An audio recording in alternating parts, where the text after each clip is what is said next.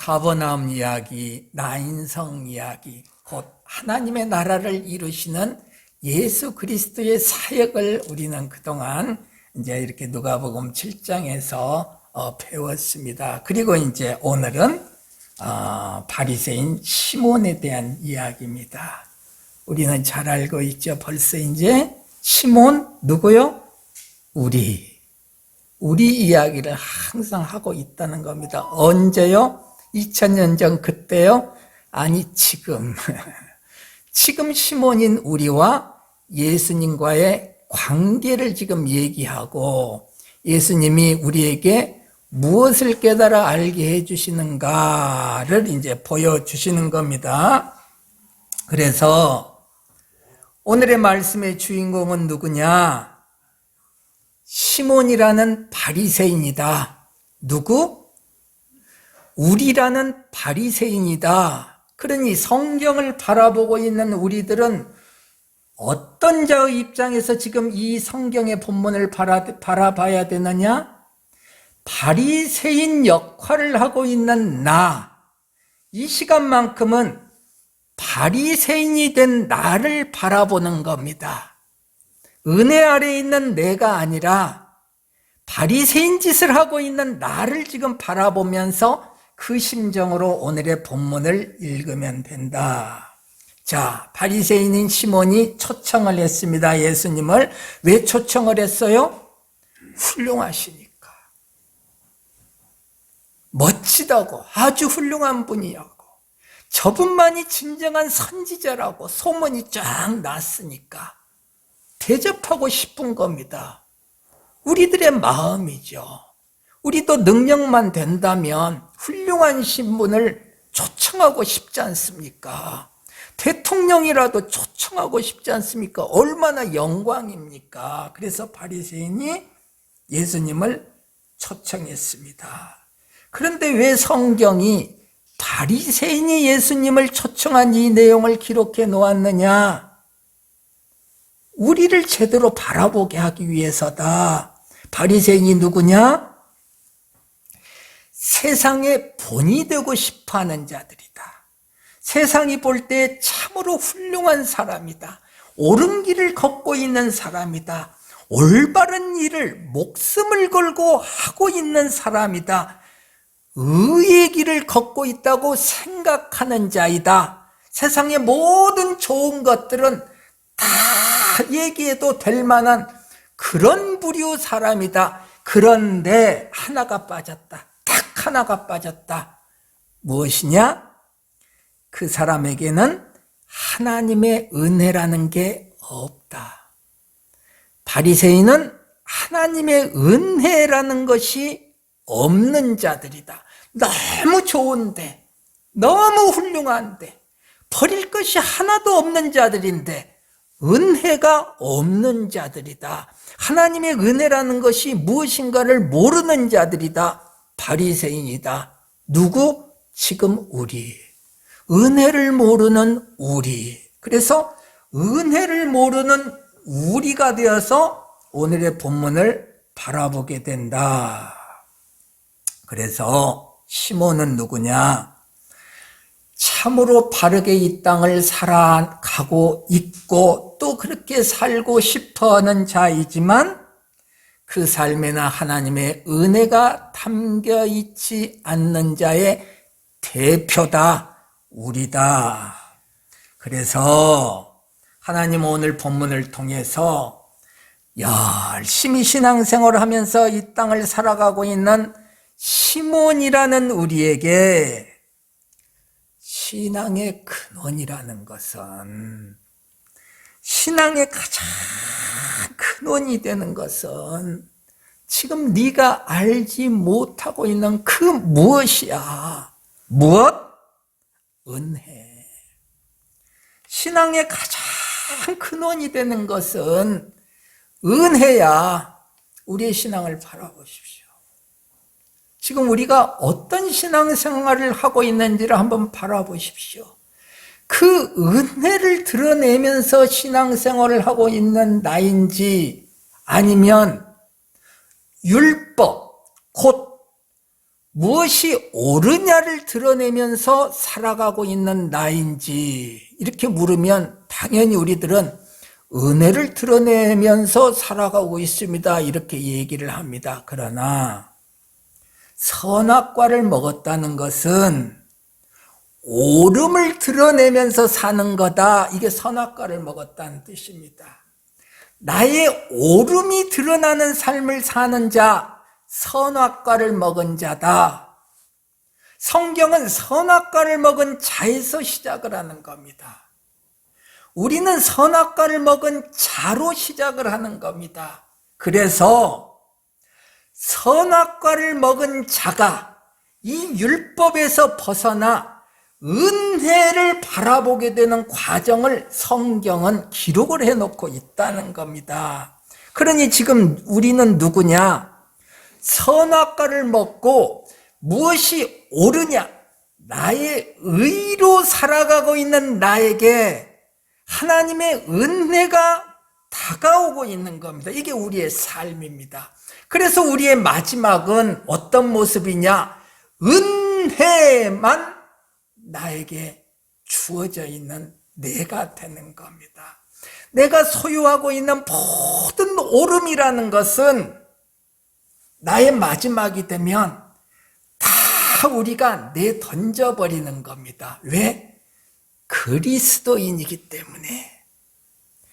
우리는 나의 옳음, 나의 의를 자꾸 제거해버리는 것입니다. 그래서 제거된 그 빈 자리에 하나님의 은혜가 자꾸 채워지는 겁니다. 이게 우리의 삶입니다. 그리스도인의 삶. 그래서 우리의 마지막은 어떤 모습이냐?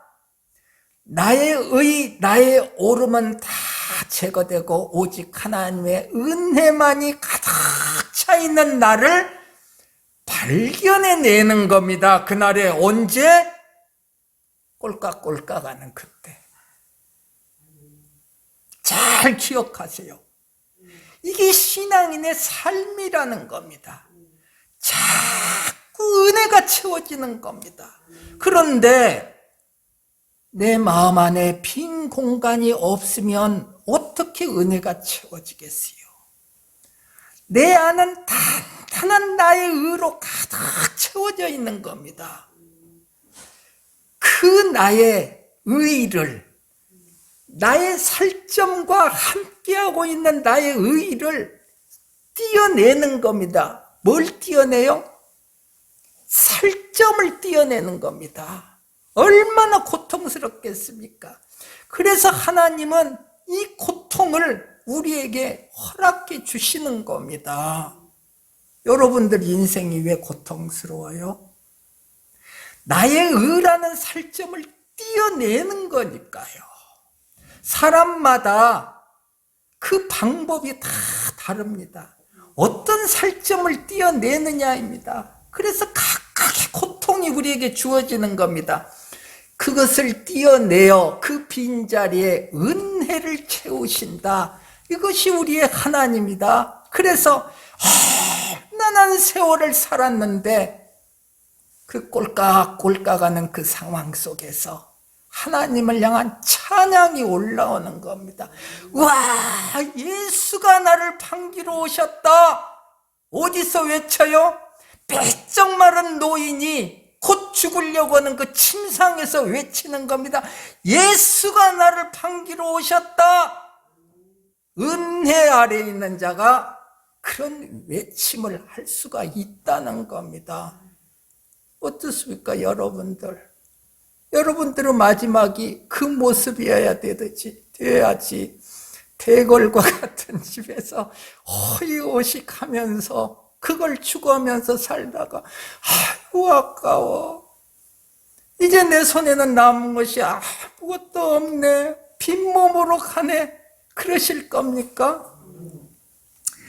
자, 그래서 은혜는 우리 기독교 신앙의 핵심이다. 이걸 잊으면 안 됩니다. 하나님이 우리에게 보여주시는 모든 진리들은 이 은혜가 기초로 해서 우리에게 드러나는 겁니다. 그러니 이 은혜가 기초가 되지 않으면 우리 눈에 보이는 모든 진리들, 성경에 기록되어 있는 모든 진리들은 은혜가 드러나지 않으면 모두가 뭐예요? 무익한 이 땅의 것이 된다. 성경에 기록되어 있는데 너무도 소중한 이 성경에 기록되어 있는 모두 진리와 같은 내용들이 은혜가 덧붙여지지 않는 상황에서 진리로 보이면 그건 모두 이 땅의 것이다. 분명히 진리인 것 같은데 이 땅의 것이다. 무엇? 배설물이다.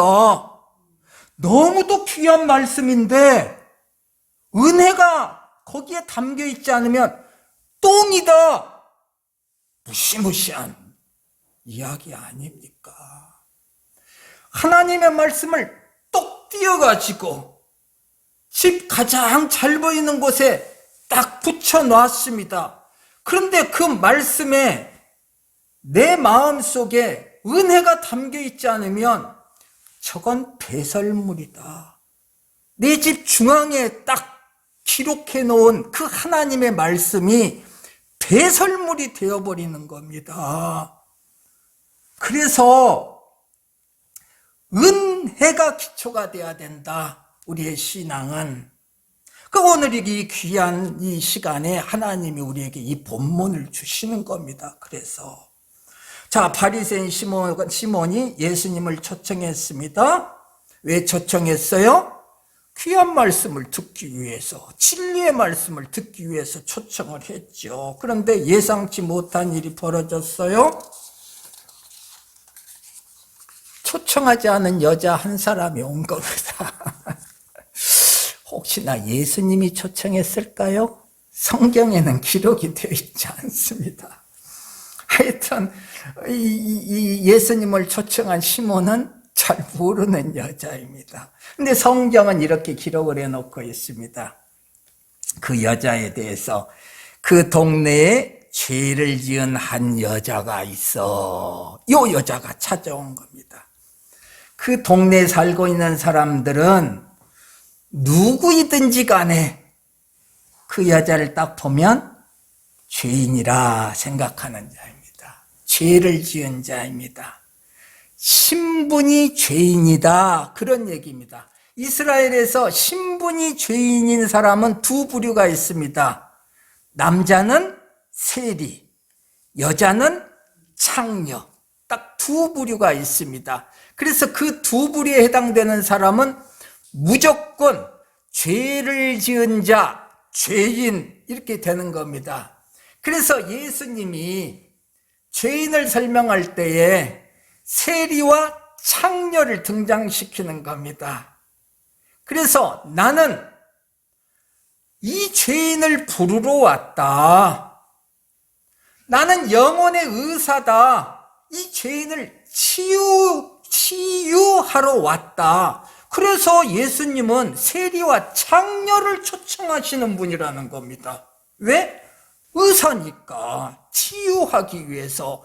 바리새인은요, 나는 의인인데, 그래서 예수님의 초청을 받지 못하는 겁니다. 그런데 지금 바리새인은 시몬이 예수님을 초청했는데 예수님이 그 초청에 응하셨습니다. 왜 응하셨어요? 예수님 눈에는 네가 죄인이다. 시몬, 네가 죄인이다. 이걸 밝혀내신 다음에 구원에 이르게 하기 위해서 오셨다. 우리 눈으로는 시몬, 결과를 보니 이 시몬 나쁜 놈이네 하고 끝이 나지만 우리는 알고 있죠? 성경은 이 시몬이 누구라고 했습니까? 그럼 우리가 요놈 나쁜 놈이네 하고 끝나버리면 어떻게 되겠습니까? 우리는 나쁜 놈으로 끝나버립니까? 아니죠. 우리는 예수님을 초청했지 않습니까? 누가 초청했어요? 이 나쁜 놈이 예수를 초청했는데 이 거룩하신 예수님은 이 나쁜 놈의 초청을 받아주시는 겁니다. 그래서 여러분들이 기도하잖아요. 다 죄인인데도 불구하고 예수님을 부르잖아요. 그때마다 예수님은 오십니다. 몰라서 오셔요? 아니, 나쁜 놈인 줄 알고 오시는 거예요. 두려워하지 마세요. 그래서 예수님은 우리가 얼마나 나쁜 놈인지 잘 알고 계셔요. 잘 알고 계시는 우리의 부르짖음에 예수님은 오신다. 왜? 치유하러 오신다. 그러니 치유를 받기 위해서 예수님을 초청해야지, 나는 이렇게 멋진 사람입니다라는 이것을 예수님에게 알리기 위해서 예수님을 초청하면 안 된다. 우리의 기도는 어떤 자리에서 기도를 해야 되냐? 의인의 자리에서 기도를 해야 되냐? 아니, 죄인의 자리에서 기도를 해야 된다. 내가 죄인의 자리에서 예수님을 초청해야 죄인을 부르시는 예수님이 오신다 알 수 있지 않습니까? 성경은 모두 이렇게 통하는 겁니다. 그러니 성경이 통하는 이 내용이 우리의 삶과도 통해야죠. 그러니 우리 삶 속에서 우리는 어떤 존재로 살아가야 돼요? 내가 죄인인 줄 깨달은 자의 상태에서 살아가야죠. 그리고 나는 누구를 불러야 돼요? 이 세상에서 나를 치유하시는 예수님을 불러야죠. 날마다 이 예수님을 부르면서 우리는 살아가야 된다.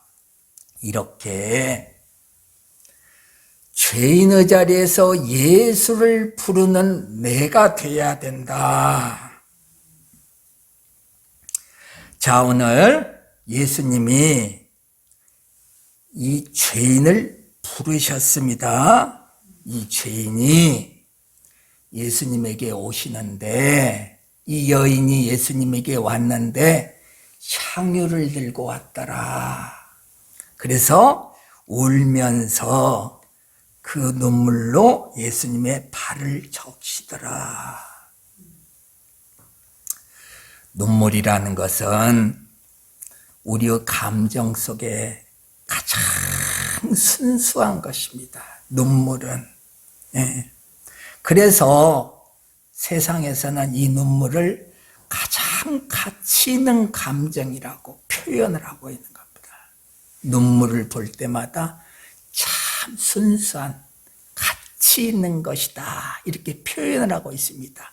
죄인인 그 여자가 그 눈물을 흘리고 있습니다.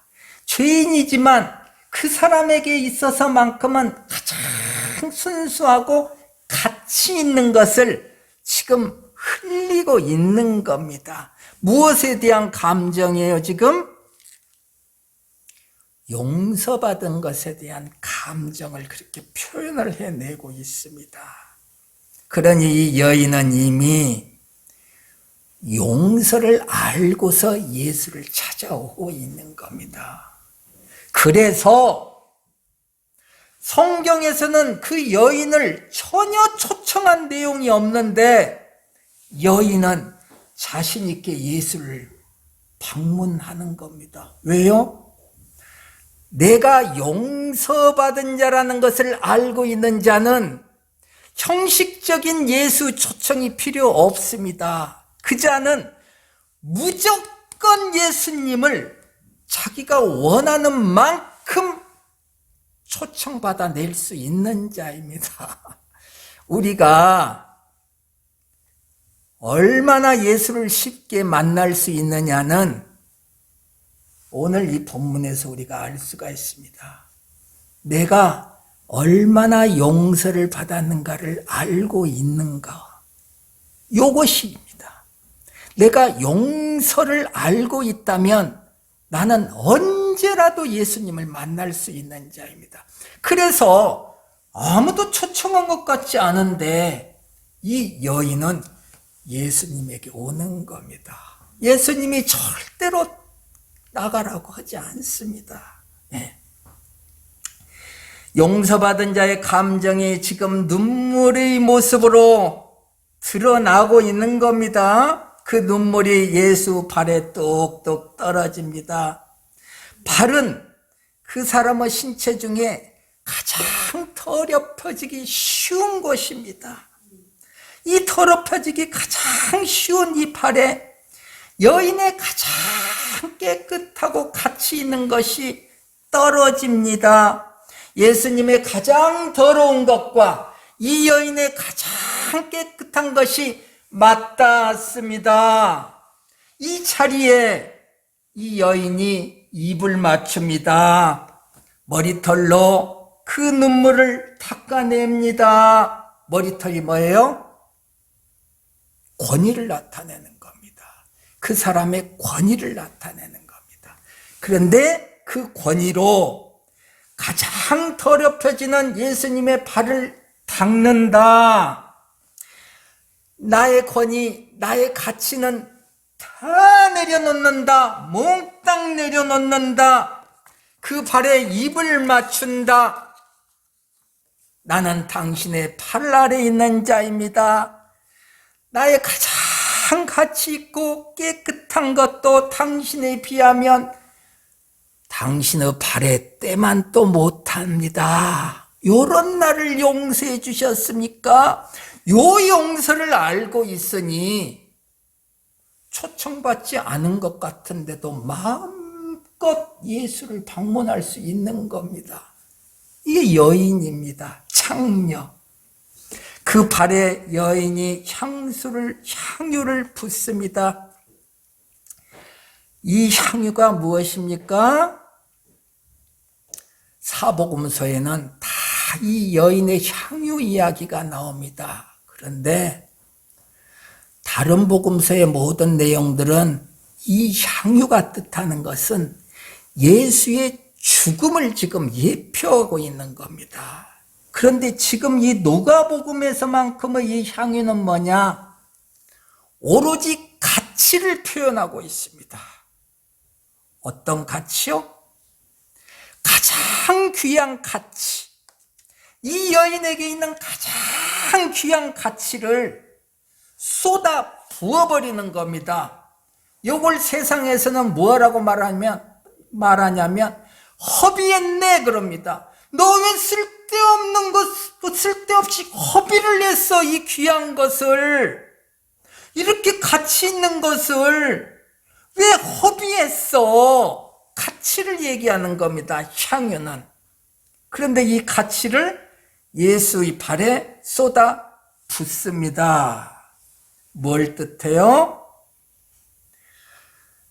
내가 소유하고 있는 모든 가장 귀한 이 가치보다도 당신에게 용서받은 것이 더 가치가 있습니다. 그걸 말하는 겁니다. 지금 향유는. 그래서 이 향유가 세상이 볼 때는 허비되는 것 같지만 예수님의 눈앞에서는 이 용서를 찬양하고 있는 겁니다. 용서가 저렇게 가치가 있는 거구나. 세상아 봐라. 너희들은 이 향유가 가장 가치가 있다고 생각하는데 이 여인에게 있는 것 중에 가장 가치가 있다고 생각하는 것이 이 향유인데 아니야.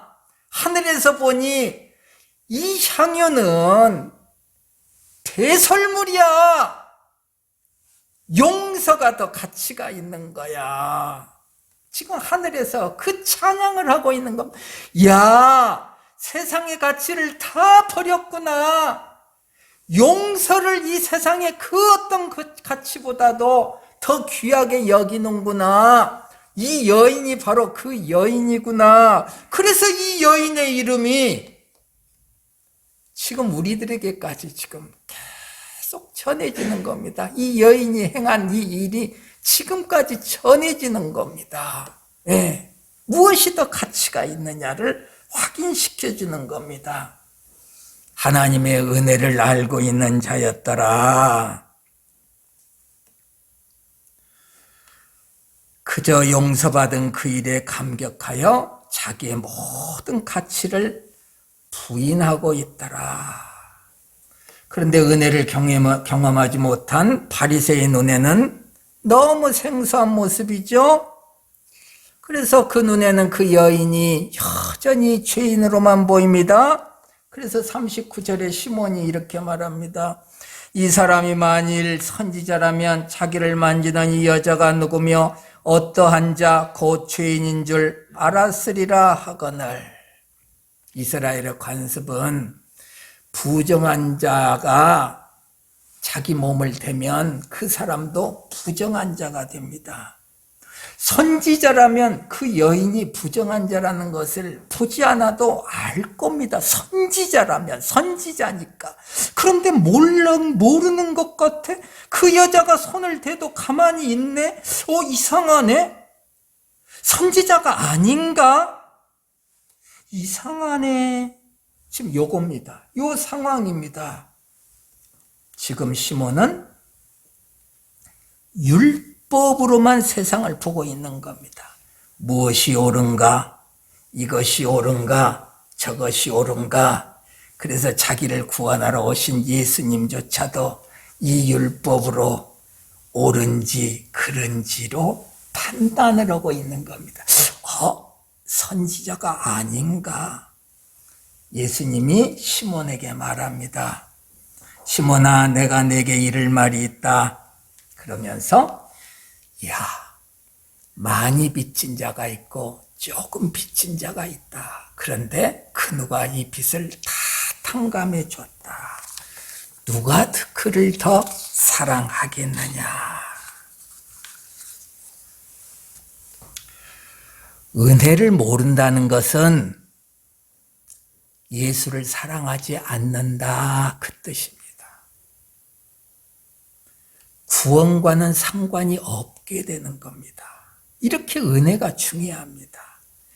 은혜를 알 때, 그때 예수를 사랑하게 되는 겁니다. 그리고 내가 그분에게 빚진 자라는 것을 알게 된다. 자, 여러분, 자기가 빚진 자라는 것을 알고 있습니까? 도저히 갚을 수 없는 이 빚을 그분이 갚아줬다는 것을 우리가 알고 있습니까? 알고 있다면 우리는 우리의 빚을 갚아준 그분 앞에서는 할 말이 없는 겁니다. 그저 이 여인과 같이 감사밖에 표현할 것이 없습니다. 그런데 우리 각자의 마음을 들여다보면 그래도 나는 저 사람보다는 착해. 나는 이렇게 훌륭한 일도 했어. 이런 생각이 여전히 남아있다는 겁니다. 누가? 우리가. 그래서 그 여인의 죄가 보이는 거예요. 그래서 우리의 이웃의 죄가 보이는 겁니다. 이렇게 이웃의 죄가 보이는 이 사람과 자기는 죄인이라고 생각하는, 그러나 용서를 받았다고 생각하는 이 여인과 누가 더 나를 사랑하겠느냐? 예수님이 묻는 거예요. 은혜를 우리가 바라봐야죠. 율법은 우리에게 옳은 것이 무엇인가를 알게 해줍니다. 그래서 우리는 옳은 길을 갑니다. 그런데 옳은 길을 가다 보면 우리는 순식간에 바리새인이 되어버리는 경우가 있다는 거예요. 언제요? 은혜가 담겨 있지 않으면, 나의 이 옳음에 은혜가 담겨 있지 않으면 우리는 순식간에 바리새인이 되어버립니다. 그러면 내가 행했던 그 모든 옳은 것들은 배설물이 되어버린다. 세상은 옳은 것은 항상 옳잖아요. 그러나 하나님은 그렇지 않아요. 분명히 옳은데 은혜가 담겨 있지 않으면 배설물이다. 이 땅의 것이다. 악이 되어버리는 겁니다. 분명히 좋은 것인데, 분명히 옳은 것인데 악이 되어버린다. 잘하려고 했습니다. 누구든지 그러죠? 잘하려고 했어요. 분명히 이것이 옳은 길이라고 생각했습니다. 그래서 옳은 길로 갔습니다. 그게 악이 되어버린다. 왜? 은혜가 담겨있지 않았네. 누구에게 해당되는 거예요? 우리 모두에게 해당되는 일이다. 은혜가 드러나지 않으면 연약한 우리들은 이렇게 반복해서 실수할 수밖에 없다. 그러기에 우리는 삶 속에서 날마다 눈물을 흘리며 여인의 발을 닦는 이 여인을 기억해야 된다. 어버이 주일입니다. 오늘 하나님의 은혜가 우리의 죄를 씻어주셨습니다. 그래서 하나님이 우리의 어버이가 되어주셨습니다. 하늘의 어버이이신 우리 하나님은 율법으로 우리를 정죄하지 아니하시고 은혜로 우리를 용서해 주셨습니다. 이 여인을 용서하듯이요. 그래서 이 땅에서 이 하나님의 은혜를 어떻게 표현을 하느냐? 어버이로 표현을 하는 겁니다.